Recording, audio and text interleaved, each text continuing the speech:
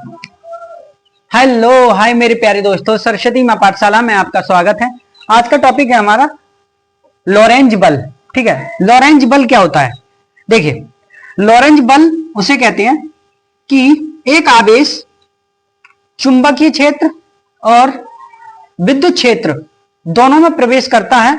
उन दोनों का रिलेशन जो आता है उसी को लॉरेंज बल कहते हैं। ठीक है, उन दोनों का जो परिणाम निकल के आता है उसी को लॉरेंज बल कहते हैं। ठीक है, उसी को लॉरेंज बल। ठीक है, देखिए, एक आवेश है, वो चुंबकीय क्षेत्र ई में या विद्युत क्षेत्र बी में दोनों में प्रवेश करता है। चुंबकीय क्षेत्र ई में प्रवेश करेगा, ठीक है, तो इसका होगा एफ ई। ठीक है, एफ ई बराबर क्यू ई। ठीक है, और चुंबकीय क्षेत्र बी में प्रवेश करेगा तो एफ बी बराबर क्यू बी वेग से प्रवेश करता है गुणा वी। ठीक है, यही तो होता है।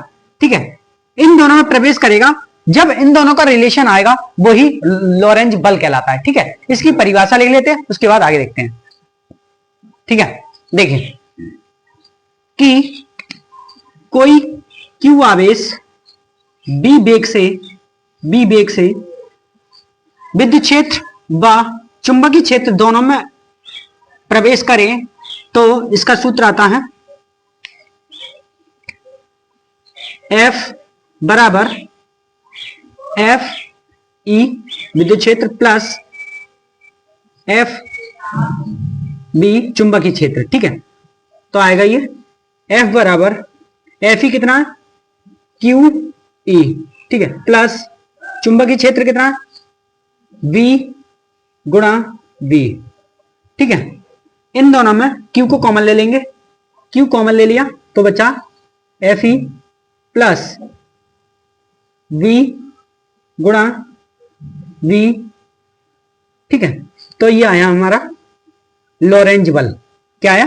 लॉरेंज बल। ठीक है, इसी को हम लॉरेंज बल बोलते हैं, लॉरेंज बल। ठीक है, इसी को हम क्या बोलते हैं? लॉरेंज बल। ठीक है, वही हमने लिखा है, यदि कोई आवेश क्यू वी वेग से विद्युत क्षेत्र ई तथा चुंबकीय क्षेत्र बी में गति करे तब विद्युत क्षेत्र द्वारा आवेश पर बल एफ ई तथा चुंबकीय क्षेत्र द्वारा आवेश पर बल एफ बी का सदिश योग, ठीक है, सदिश योग लॉरेंज बल कहलाता है। इसी को लॉरेंज बल कहते हैं। ठीक है, बताइए।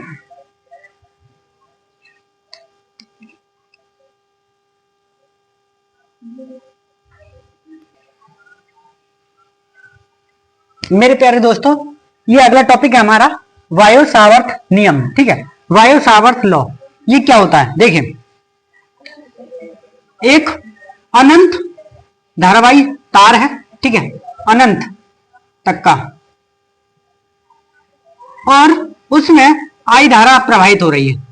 क्या? आई धारा। ठीक है, मान लेते हैं इस तार का छोटा सा भाग हम काट करके छोटा सा भाग को मान लेते हैं डीएल, ये दूरी डीएल। ठीक है, यहां से यहां तक की दूरी एक पॉइंट लिया पी। क्या पॉइंट लिया? पी। ठीक है, और इस पॉइंट पी की तरफ जो हमारा डीवी है, विद्युत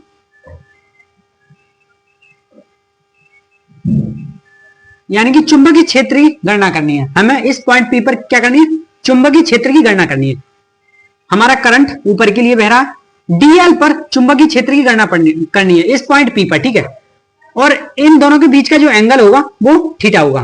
क्या होगा? थीटा। ठीक है, तो इस पर चुंबकीय क्षेत्र की हमें गणना करनी है। ठीक है, यही वायु सावर्त का नियम है।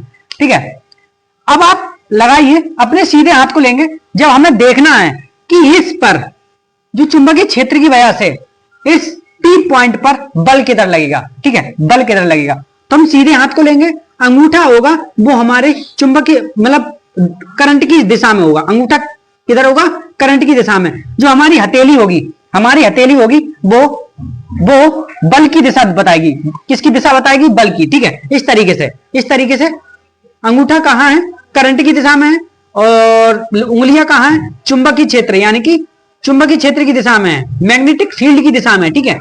और जो हमारी हथेली है अंदर की ओर है, तो इसका मतलब बल किधर लगेगा, अंदर की ओर, बल किधर लगेगा, अंदर की ओर, ठीक है। आपको इससे समझ में आ चुका है, बल कहां लगेगा, अंदर की ओर, ठीक है, बल लगेगा अंदर की ओर, ठीक है। तो लिखेंगे डीएल डीबी, सॉरी डीबी समानुपाती होगा आई के, डीबी समानुपाती होगा आई के, और डीबी समानुपाती होगा डीएल के, समानुपाती डीएल के, डीबी समानुपाती होगा, डीबी समानुपाती होगा साइन थीटा के, डीबी समानुपाती होगा साइन थीटा, ठीक है, साइन थीटा के समानुपाती होगा, डीबी समानुपाती होगा 1/r² के, ठीक है। यहां मेरे प्यारे दोस्तों मैं भूल गया, यहां से यहां तक की दूरी r है, यहां से यहां तक की दूरी क्या है, r है, ठीक है। तो डीबी समानुपाती होगा r² के। इसे समीकरण नंबर 1 माना, इसे समीकरण नंबर 2 माना, और इसे समीकरण नंबर 3 माना, इसे समीकरण नंबर 4 माना, ठीक है। सबसे निकालेंगे समीकरण 1, 2, 3 व 4 से, ठीक है। डीबी समानुपाती है आई डीएल बटे r² साइन थीटा, ठीक है। इसके जब हमारा समानुपाती का चिन्ह हटता है,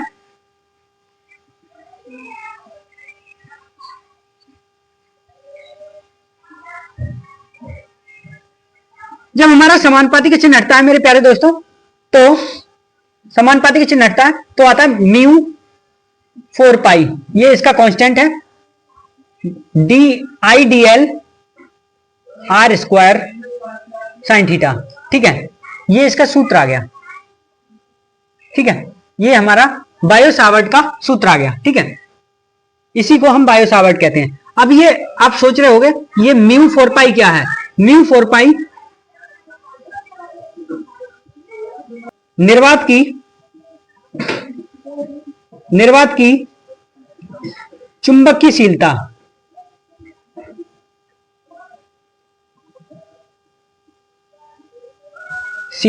ठीक है।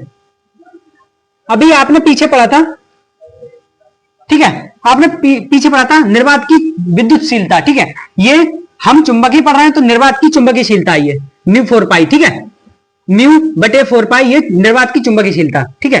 अब इसके बारे में थोड़ा सा लिख लेते हैं, उसके बाद आपको अच्छे समझ में आ जाए, ठीक है।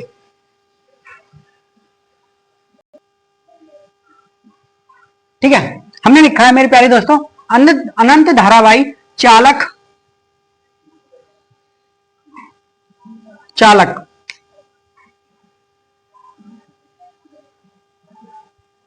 अनंत धारावाही चालक के अल्पांश डीएल इसकी बात हो रहा है, इसकी बात हो रही है, ठीक है, के कारण r, थीटा स्थिति पर विद्युत